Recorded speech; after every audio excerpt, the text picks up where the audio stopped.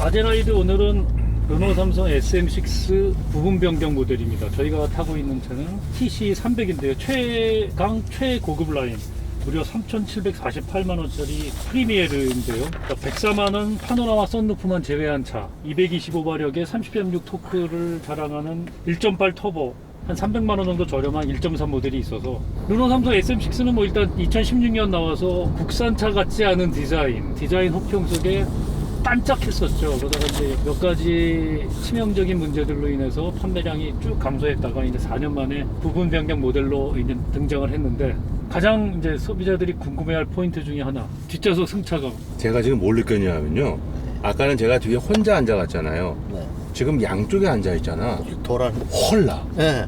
나도 지금 그 얘기하려고 했어. 그죠? 이거 뒤에 승차감은 이거 아니네. 이거 뭐 서스펜션 바꿨다 그러지 않았어요? 아니에요. 토션빔은 그냥 두고 AM 링크를 빼고 용량이 큰 부시를 집어넣고 아, 거기 뭐 계산을 했다는데, 러버 부싱 안에 오일이 들어있다는 거? 네, 그것도 있고, 이게 그 탈리스만의 유럽 사양의 그 서스펜션을 갖고 온 것 같아요. 되게 퉁퉁 튀네. 어른이 4명 타니까 그 뒤에 우리가 이렇게 둘이 같이 타니까는 아까보다 조금 부드러운데? 헐나요. 헐렁거리네. 아까는 머지러운 거 당연한 거고 저 멀미할 뻔했어요. 그래서 중간에 얘가 세워달라고 그랬어요. 그러니까 단단한 느껴지면서 진동 다 올라오면서 굉장히 단단해요. 전륜구동이니까 앞바퀴가 끌고 가잖아요. 뒷바퀴가 도와주는 게 아니라 질질질 끌려가는 느낌. 그러니까 뒤가 그냥 화물칸 같이 붙어서 가는 느낌. 그 앉아있는데 너무 차가 나한테 불친절해. 시트도 그렇게 안락하지 않고 헤드레스트도요. 되려고 그랬더니 얘가 날 튕겨내. 왜 이렇게 만들었을까? 이게 특히 이제 1.8이 고성능 버전이라 유난히도 더 단단한 것 같아요. 게다가 타이어를 타이어가 또 아주 245에 40에 19인치 참. 네. 소나타나 K5에 끼우는 타이어거든요. 그 스펙이. 거기는 뒤가 멀티링크고 여기는 뒤가 토션빔이니까 쿠션이 별로 없으니까요. 아까 앉아있는데 정말 죽겠더라고. 근데 이제 지금 한 몸무게 하시는 우리 김태현 지사님 두 분 뒤에 앉으시니까 어차피 양쪽에 앉으니까 승차감이 확 달라지는. 심지어 안락하기까지 해. 역시 토션빔이니까 그 양쪽 바퀴가 이게 연결돼 있잖아요. 그래서 양쪽에 비슷한 무게로 눌러주니까 이게 좀 정신을 차리는 것 같아. 근데 이럼에도 불구하고 지금 이거는 잘 포장된 길이니까요. 이게 만약 흙길을 간다든지 그러면 뒤가 난리가 날 것 같아요. 그러니까 우리가 단단하다는 걸 얘기할 때 샤시가 단단한데 서스펜션을 좀 부드럽게 해서 좀 말랑말랑하지만 단단함을 느끼면서 안정감을 느끼는 경우가 있고, 이거는 좀 반대의 경우예요. 차체 샤시가 그렇게 단단한 건 잘 못 느끼겠는데 서스펜션이 너무 딱딱하니까 이게 탕탕탕 튀는 거예요. 심지어 아까 운전하는데 왼발 얹는데 바닥에 잔진동, 소음은 잘 잡았어요. 근데 잔진동이 그대로 다 올라오는 거야. 웬만한 소나타나 K5 이런 거 못 느껴봤거든요. 이게 엔진을 너무 큰 걸 넣어서 이걸 못 잡아서 그런가 뒤에서 엔진이 움직이는 게 발바닥으로 느껴져요. 사실 휘발유 엔진은 이제 그 엔진 자체의 진동은 이제 많이 잡았잖아요. 그래도 진동은 있어. 폭발이 있으니까. 그거를 차체에다가 아시다시피 3점씩 마운팅을 할 거냐 4점씩 마운팅을 할 거냐. 고급차는 4점씩으로 하잖아요. 근데 4점을 하더라도 어느 점을 찍어서 엔진을 마운팅 하냐가 기술이잖아요. 그럼 엔진은 떨어도 떨림이 차체에 적게 전달된단 말이에요. 근데 이거는 뭔가 마운팅에서 미스가 있었어. 이게 아무것도 아닌 것 같아도 좀 장거리 가잖아요. 그럼 발바닥이 뜨거워져. 진짜 그래요. 저는 출력은 굉장히 좋더라고요.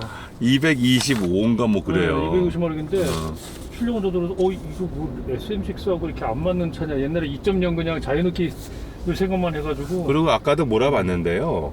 이게 조금 밸런스가 깨진 것 같다는 게 엔진 자체에 힘이 좋은 건 알겠다 이거예요. 근데 7단 DCT하고 맞물렸다는데 스포츠 모드를 갖고 아까 가속을 해보니까 탁 튀어나가는 맛이 없을 뿐더러 하나 둘 셋 안 나가는 거예요. 그 마력을 다 충분히 활용하지 못한 것 같다는 느낌이 들고, 마력이 있으면 초반에 좀 치고 나가는 걸 만들어 놓든지. 이거 스포츠 모드가 이렇게 나가면 안 되거든. 황 선생님 폰이 날아가고 있습니다 지금. 그걸 과연 패밀리카기 때문에 부드러운 가속을 이렇게 만들었느냐 하고 얘기할 수도 있겠으나 그거는 컴포트 모드나 엔진이 작을 때 하는 얘기고 이 큰 엔진에 225마력이 작은 마력이 아니거든요. 거기에 그럼요, DCT까지 물려갖고 스포츠 모드로 했는데 하나 둘 셋 하고 나간다는 것은 뭔가 안 맞아.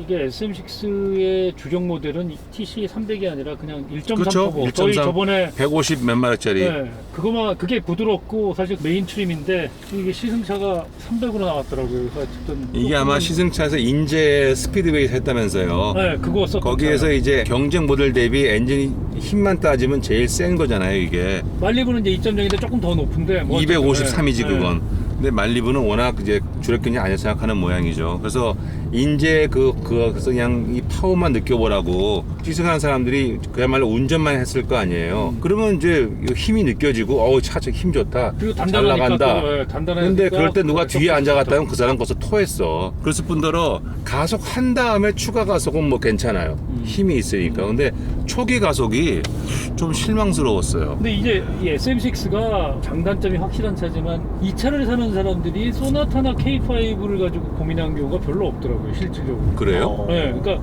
그럼 뭐 쉐보레를 살 거냐? 말리부와 비교를 해요? 네, 그거나 아니면 이제 뭐 차라리 이 같은 라인업에 있는 QM6 그런 고객이 많더라고요. 그러니까 현대기아랑 의외네. 같이 놓고 고민한다면 아까 말씀하신 대로 차의 특성이 너무 다르잖아요. 현대기아 굉장히 무르고 부드럽고 그래서 차의 특성 중에 디자인도 그래요. 디자인도 너무 다르고. 네. 현대기아 쪽하고 이 차는 너무 다른 것 같아요. 너무 다른 디자인. 그래서 고객이 현대기아를 가지고 고민하는 경우가 별로 없대요. 그래서 쿠션빔에 대해서는 늘 이제 말이 많았는데 가속 공간은 참 어떠세요? 나쁘지 않아요. 나쁘지 않아요. 뭐 소나타 대비 뭐 몇 센치 짧고 길고 그런 건 있지만 사실은 그거는 실제 해보면 별 의미는 없어요. 1cm 차이. 이렇게 수치상의 경쟁일 뿐이지 뭐 이 정도면 됐지 않은 생각이 들고 폭도 괜찮고요. 헤드룸도 3cm. 괜찮고 소나타보다 뭐 3cm. 숄더룸 뭐 레그룸 다 괜찮아요. 이 정도면. 이게 이제 르노 닛산의 CMF 플랫폼 디자인과 같고 뭐 르노 삼성이 개발을 주도했다는데 디자인 포함해서 그러면 유럽에서는 탈리스만 브랜드 팔리잖아요. 유럽에서 이걸 패밀리 세단으로 팔지는 않을 거야. 기업체에서 임원들을 주는 특히 프랑스에서 많이 주겠죠. 그러니까 결국 비즈니스 세단을 하다 보니까 앞에 운전자 위주로 하고 뒤는 별로 신경을 안 쓰는. 그런데 한국에서는 이게 패밀리 세단이잖아요. 그러니까 뒤에 대해서 좀 신경을 많이 써야 되는데 이 뒤가 너무 허술해. 이 앞에 USB 꽂는 것도 없고 이 결정적으로 이 뒷도어에요 잠금 장치를 뭐 풀고 하는 그런 게 하나도 없어. 그러니까 핸들 2번 당기니까 열린다는데 그건 정말 큰일 날 소리야. 애들이 뒤에 앉아서 핸들 장난치다가 휙 열린단 말이에요. 앞에서 잠궈 놓지 않으면. 그래서 근데 메인 시장은 한국이잖아요. 이 모델에 한국에서 많이 파는 것도 3, 4만 대가 팔리는데 유럽에서 몇 대나 팔리겠어요? 개발 같은 거는 특히 토신빈 같은 거 포함해서 유럽식으로 개발해 놓고 한국에서 팔려고 그러니까 이게 뭔가 미스매치가 일어나는 거예요. 상품, 그렇죠. 그 그러니까 상품 계획이 잘못된 차다. 르노가 중형 세단을 잘 만드는 회사 그건 아니잖아요. 어차피 아니죠. 소형, 해치백, 뭐 CUV, 준중형 정도까지는 아주 독특하게 그리고 근데 차는 단단하게 만드는 회사인데 그런 쪽에서 강점이 있지만 닛산이 떨어져 나가면서 안락함이라든지 뒷좌석에 대한 부분은 예전 네. 거보다 많이 처진. 지금 뭐 그런 말씀하신 거 아닐까? 것처럼 삼성에서 SM5가 처음 나왔던 게 98년이잖아요. 그렇죠. 그거는 그런 얘기들. 아시다시피 닛산의 맥시마, 일본 내에서는 세피로 그랬죠. 그거 베이스인데 그게 의외로 좀 인기가 있었죠. 택시도 그렇고. 근데 인기가 있을 수밖에 없는 게 당시 경쟁했던 소나타 같은 경우는 1.8, 2.0 엔진을 기본으로 한 소위 D 세그먼트고 일본에서 세피로면은 2.0, 2.5를 베이스로 한 D 플러스 세그먼트예요. 차가 크다고. 넓고 그래서 SM5가 차가 좀 컸잖아요. 넓고 그래서 사실은 사람들이 차 크네 값은 같은데 그 요인도 컸다고 봐요. 게다가 르노가 2000년 인수한 다음부터 경영 안정되면서 품질도 안정되고 그래서 사실 상당히 많이 팔렸잖아요. 그 다음에 2세대 좀 뚱뚱한 것 그 티아나 그것도 사실 닛산 모델이잖아요. 그것까지도 인기가 있었다고 봐요. 거기는 패밀리 세단으로 만들었고 개발도 잘 됐고 닛산의 기술이니까. 근데 3세대 르노의 라구나 베이스로 그게 나왔잖아요. 앞에 길고 아니, 이제 앞에는 라군하고 예, 뒤에는 뒤에는 티아나라고 그러대. 네, 반씩 잘라붙어. 그러니까 그거는 어정쩡하게 무슨 프랑스 디자인도 아니고 일본식 디자인도 아니고 좀 묘했어요. 가장 희한한 차였죠. 그게 좀 인기가 별로 없었는데 이제 이거는 2016년에 나오면서 바깥의 디자인부터 안의 디자인까지 완전히 프랑스식 디자인. 이따가 대표님 더 잘 말씀해 주시겠지만 제가 보기에는 디테일을 강조하는 화려한 섬세한 그런 프랑스식 디자인을 딱 만들어 놨단 말이에요. 근데 이제 우리도 차 문화가 성숙해 갖고 독일 차, 일본 차에 익숙해 있다가 어떻게 보면 미국 차보다는 프랑스 차 디자인에 더 빨리 적응한 것 같아. 사람들이 디자인이 예쁘다고 그래요. 심지어 지금 한 5년 지났는데도 불구하고 나쁘지 않아요. 그래서 이번에 페이스리프트 하면서 기본적인 디자인, 물론 페이스리프트가 그런 것도 있지만 디자인을 건드리지 않고 원가를 최소화하면서 램프 주위만 좀 바꾸고 그래갖고 이 엔진 바꾸고 나왔거든요. 제가 보는 관점은 뭐냐면 16년에 나왔고 5년 만에 페이스리프트가 나왔는데 마이너 체인지도 아니고 그럼 앞으로 이 모델은 어떻게 바뀔까? 플랫폼은 어디 걸 써야 되나? 그럼 이 플랫폼 뒤에 토션빔 넣은 것 같고 나중에 풀 체인지가 나올 수 있는 거냐? 아니면 르노가 이 세그먼트를 주력할 것 같지는 않거든요. 그러면 다시 닛산한테 가갖고 알티마 플랫폼을 달라고 그래서 껍데기를 씌울 것이냐. 근데 그렇게 하더라도 기껏해야 연산 5, 6만 대 베이스라면 연산 뭐 100만 대, 200만 대 플랫폼으로 만드는 소나타나 K5하고는 경쟁이 될까? 뭐 제가 왜 남에서 걱정해 주는지는 모르겠는데 하여튼 전 왜냐하면 항상 걱정해 주시면 왜냐하면 사람들 저 같은 경우에는 이제 시장에 다양한 차종이 있는 게 좋잖아요. 그럼 사람들의 선택권도 좀 소비자를 늘어나고 위해서. 도로의 모양, 이 도로의 모양도 예뻐지고 다양한 차가 있으면서 그래서 좀 그런 측면에서 다양한 차종이 좀 사람들의 많은 선택을 받으면서 시장에서 공존하면 좋겠는데 자꾸 이런 식으로 밀려나면은 참 슬프다 이거죠. 좀 제가 보는 전망은 좀 앞으로 닛산하고 다시 협력 관계를 회복하지 않으면 좀 어렵지 않을까. 우리 김태환 이사님 어떻게 사전 시승 해보셨는데? 아, 뒤에 승차감은 정말 요새 최근에 타본 차 중에 미안하지만 좀 최악이었던 것 같고 앞에 운전하는 데 있어서는 뭐 현대나 기아차처럼 가볍지는 않은데 조금 오히려 무거운 듯한데 서스펜션이 너무 아직도 덜컹거리니까 그거에 대해서 아주 조금 불편한 느낌이 있었어요. 저는 아까 말씀하신 이 차가 다음 모델이 과연 어떻게 될 건지 이제 르노도 굉장히 그 SUV 쪽으로 그쵸. 집중을 하고 있다고 하는데 탈리스만의 그 전의 모델은 라구나였고 라구나였죠. 라구나의 그 전의 모델은 르노 21. 아, 르노 21. 네, 르노 야, 21. 오랜만에 들어본다. 르노 21. 그 전의 모델은 르노 18. 18은 모르겠다. 이렇게 이게 상당히 음. 숫자는 변하고 이름도 변했지만 계속해서 이어나오던 모델인데 과연 이제 어디로 갈지 유럽에서 얘기하는 비즈니스 세단. 비즈니스 세단 그럼 유럽에서는 플릿카잖아요. 법인용이죠. 네, 법인용. 근데 그런 법인용도 유럽에서 요새는 SUV를 굉장히 많이 쓰거든요. 아, SUV를. 그렇기 때문에 이 차에 대한 수요. 근데 한 가지 생각해 보면 아직까지 유럽에서는 스테이션 웨건의 그 소비가 꽤 있어요. 있죠. 근데 이 차가 유럽에서는 스테이션 웨건이 있거든요. 있어요. 있죠. 네, 그렇기 때문에 판매가 이제 어느 쪽으로 가느냐를 봐서 잘못하면 단종될 수도 있을 것 같아요. 이 차가. 근데 이게 있어야 QM6 같은 그거는 이제 콜레오스. 콜레오스. 콜레오스. 그걸 만들지 않을까요? 이 플랫폼을 갖고 아니 있어야 일단 얘가 SUV를 만들잖아. 에스파소가 이 플랫폼을 쓰니까. 그러니까 네. 플랫폼은 남아 있을 것 같긴 한데 그러니까 에스파스 같은 경우가 MPV잖아요. 그건 난 죽을 것 같아. MPV는 요새 죽어요. 그건 세단보다도 더 빨리 없어지는 네, 거예요. 그럴 것 같아. 플랫폼 하나를 가지고 이게 만약에 QM6하고 같이 계속해서 쓴다 할 경우에 그래도 차라리 그거 하나에 집중하는 게 훨씬 시장이 앞으로 나올 시장에는 더 넓을 것 같아요. 일단 이 마이너 체인지한 걸로 3, 4년은 버텨야 되는데 3, 4년을 버텨요? 그 정도 버텨야지 그렇죠. 이제.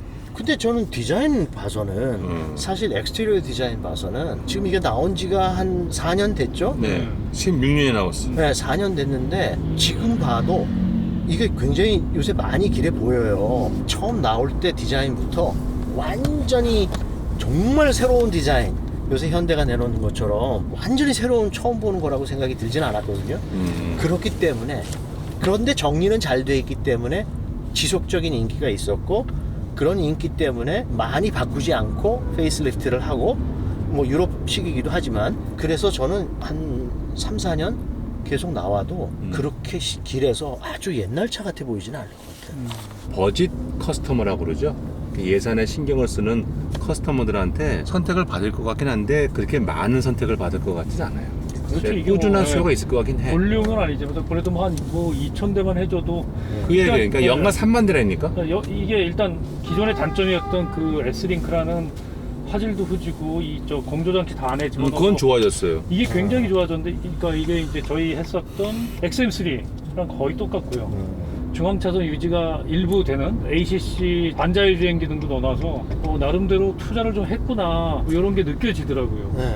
그거는 저는 상품 기획이 예? 상품 네. 기획이 왜 부르세요? 상품 기획 그러니까 깜짝 놀랐네. 깜짝 놀라시네. 딴 생각하고 있다 깜짝 놀랐네. 이 르노 삼성의 우리나라 상품 기획이 한국 소비자들의 요구 그거에 많이 귀를 기울여서 그거에 대한 개선을 하려고 굉장히 노력을 한 게 보이긴 해요. 그래요. 네. 뭐 서스펜션 같은 거야 아무리 노력을 해도 정말 그걸 바꾸기 힘들기 때문에 못 바꾼 거를 우리가 뭐 알 수는 있겠는데 계기반도 디지털로 만들고 예. 뭐 하늘을 쳐다보고 있긴 하지만 대신에 그 한계도 명확히 보여요. 그렇죠. 앞에 그 디지털 계기판 사이즈 작으니까 숫자나 표시도 되게 작게 나오잖아요. 그죠? 그리고 앞에 저 통풍구 나오는 저것도 아까 무슨 양머리 사우나에 양머리 갔다 오셨는데 저게 가운데 이렇게 된 거 있잖아요. 통풍구 사우나에서 양머리 왜 수건 갖고 수건 머리 귀에 하고 있는 거 있잖아요. 그리고 제가 아까 조금 실망했던 건 그 SM5가 처음 나와서 딴 건 몰라도 정말 제조 조립 품질만큼은 정말 최고였거든요. 저는 아니라고 생각해요. 아니요, 정말 좋았어요. 정말 좋았는데. 제 경험에 의하면 아니에요. 아, 그래요? 근데 이 차는 타보니까 또 이 차만 그런가? 왜 이렇게 소리가 많이 나요? 이거 뒤에 이 소리도 있죠? 아까 앞뒤 시트 움직이는데 조작하는데 자꾸 삐걱삐걱 그러고요. 이 소리 나는 차 전에 있었잖아요. 중국 손잡이에서 이거 예. 아니 이게 시트 자체가 올라가지는 올라가요. 소리가 나게 삑삑삑. 얘 친구가 거기 있나 보다. 아니 이 자꾸 뭘 만지면 이렇게 소리가 나? 그러니까 조립 라인에서 제대로 조립 안 하고 품질 구매나 품질 쪽에서 제대로 검수를 안 했다는 얘기거든요. 이런 게 출시가 되어 나왔다는 것은 뭔가 조립 라인에 문제가 생겼어요. 옛날에 정말로 품질을 자랑하던 르노 삼성의 그 품질이 아니야. 조금은 실망스러워요. 그래서 좀 기강이 풀렸나? 왜 이런 거를 아니 이거 이렇게 명명백백한 거 어떻게 소비자에게 주어지냐 이거야 이거를. 난 이게 하나 재밌어 이 차에.